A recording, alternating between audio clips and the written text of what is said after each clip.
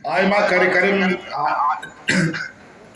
तेरा आयमा कार्यक्रम में रहा और आयमा कार्यक्रम कते नोटिस सटे रखा ना अड़ी खाटो ते कथाई रोड़ा और उन्हें की थोड़ा जस्ती भी बुझावा। आज चुनावी सभा है, समय का अभाव भी रहता है, कई जगहों में कार्यक्रम है। हम बहुत कम समय के लिए आपके बीच में आए हैं, 10-12 मिनट। उसके बाद फिर हम और दूसरे हमारे गठबंधन दल के प्रत्याशी लोग हैं, उनके मदद पर जाएंगे। हम आपके बीच में यही कहने आए हैं कि ये चुनाव बहुत महत्वपूर्ण चुनाव है इस राज्य के लिए, इस राज्य के मूलवासी आदिवासियों के लिए और यहाँ के राज्य के भविष्य के लिए।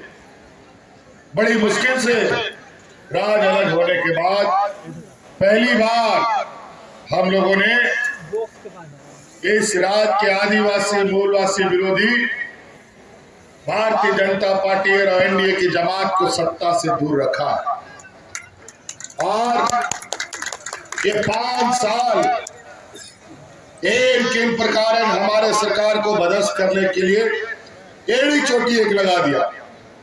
एक मुख्यमंत्री तो 1 साल से इस राज्य में घूम रहा है और सुपारी लेके घूम रहा है कि इस राज्य का इस सरकार को कैसे गिराया जाए। तरह तरह के आरोप, तरह तरह के जांच, तरह तरह के इनके षड्यंत्र चलते रहे। सरकार तो गिरा नहीं सके और झूठे आरोपों में मुझे जेल भी डाल दिया। फिर भी सरकार का बाल का बाका नहीं कर पाया और आज पूरी मजबूती के साथ ये एनडीए की जमात को हम लोग इंडिया गठबंधन वाले पूरा ताकत के साथ उनको करारा जवाब भी दे रहे हैं। आज हम लोगों ने 5 साल सरकार चलाया, हम लोगों ने 5 साल सरकार चलाया है, घास नहीं छीला है। हम लोगों ने ऐसा चुनौती सरकार राज अलग होने के बाद कभी किसी सरकार को नहीं मिली।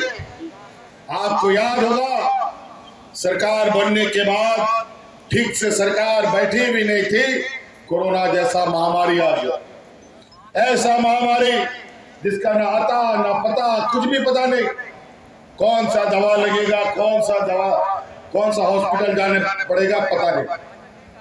बड़ा विचित्र बीमारी। और उसके बाद यही एनडीए की सरकार, भारत सरकार में अचानक किसी को बताए बगैर, दुनिया को कोई खबर किए बगैर लॉकडाउन लगा देता है।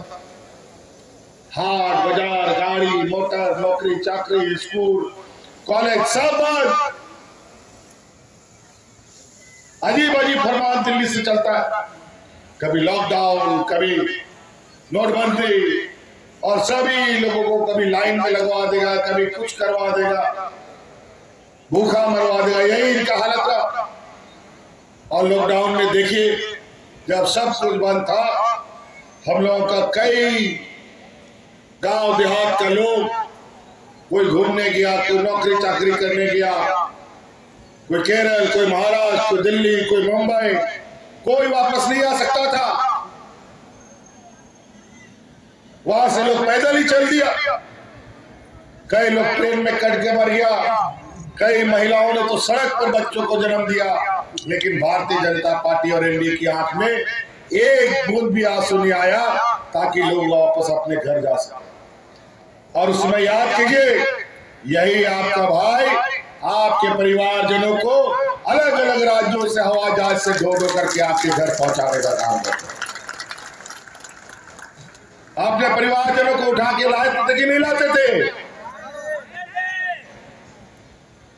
और आज उसी तरीके से आज इस लड़ाई में अगल बगल बिहार में आप देखिए, कोरोना में लोग जानवर की तरह मरते थे। वहां की मिट्टी खत्म, दफन करने के लिए लकड़ी खत्म, लोगों को जलाने के लिए। आपने कई खबरें सुनी होगी कि वहां पर लोग अपने परिवारजनों को या तो नदी में मार देता था या तो खुले मैदान में चील कर वो खाने के लिए छोड़ देता था। ये हालत था।